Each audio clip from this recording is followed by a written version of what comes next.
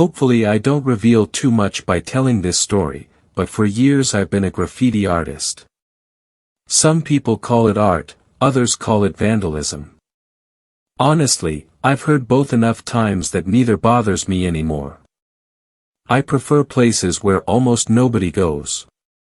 Busy walls disappear under fresh paint within days, but forgotten places keep secrets for years. Abandoned factories, closed warehouses, and especially old railway lines have always been my favorite spots. One Friday night, my friend Mason came with me. He wasn't much of a graffiti artist himself, but he liked exploring strange places, and I enjoyed having someone watching my back. After driving nearly 40 minutes outside town, we found an abandoned freight yard hidden behind overgrown trees. Rust covered every rail, and dozens of old train cars sat motionless as if time had forgotten them. The strange part? Not a single car had any graffiti. That immediately caught my attention. Every abandoned train I'd ever seen had been covered in tags years ago. This place looked untouched. Looks like we got lucky, I laughed. Mason shrugged. Or maybe nobody wants to come here. I ignored the comment. We grabbed our backpacks and started painting. The night was unusually quiet. No traffic. No insects. Even the wind seemed absent. Within 20 minutes I'd finished 3 large pieces across neighboring train cars. I stepped back, smiling at how they looked together under my flashlight. When my last spray can emptied, I tossed it behind me. The metallic clatter echoed farther than it should have. Then, silence. A few seconds later. Clang. Another can hit the tracks. I slowly turned around. The empty can I had thrown was now rolling toward me. Mason stared into the darkness.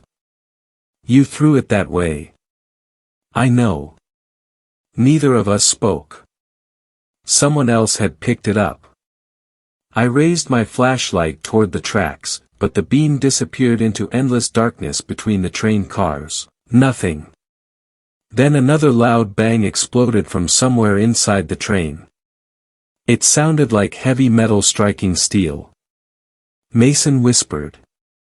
We should leave. Before either of us could move, a man's voice echoed through the yard. You boys picked the wrong train. The voice sounded close. Too close. I couldn't tell where it came from.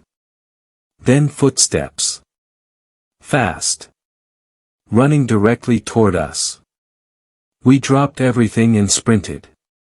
Behind us came another shout. Don't stop running. A second later, something cracked through the night. It sounded exactly like a gunshot. The sound echoed across the empty rail yard. Neither of us looked back. Branches whipped against our faces as we ran through the trees until we reached the truck. Neither of us spoke during the drive home. For weeks I couldn't stop thinking about that place. Eventually curiosity became stronger than fear. One Saturday afternoon I returned alone. This time I carried a legal handgun and stayed alert from the moment I stepped onto the tracks. The train hadn't moved. But my artwork was gone. Every piece had been completely covered with thick gray paint, as if someone wanted to erase every trace that I'd ever been there. I walked farther down the train until I noticed one car with its sliding door already open. Inside, there was almost nothing. One wooden chair sat perfectly centered in the middle of the car.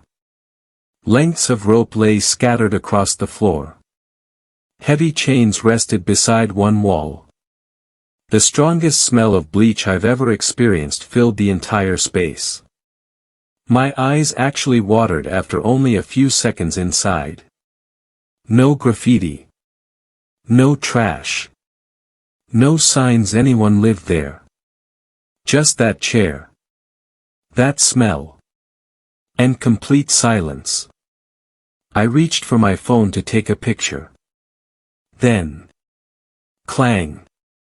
Somewhere farther down the train. A single metallic impact. Exactly like the sound we'd heard that night. Every instinct in my body screamed at me to leave. I backed out slowly, never taking my eyes off the dark doorway between the next train cars. Nothing appeared. No voices. No footsteps. Just silence. I left without taking another step deeper into the yard. To this day, I still have no idea who was hiding there. Maybe it was someone protecting stolen property. Maybe it was someone using the abandoned trains for something far darker. Or maybe the bleach, the ropes, and the empty chair meant exactly what I think they meant. I've never gone back. Sometimes the most terrifying part of a mystery isn't finding the answer. It's realizing that you're lucky enough never to know it.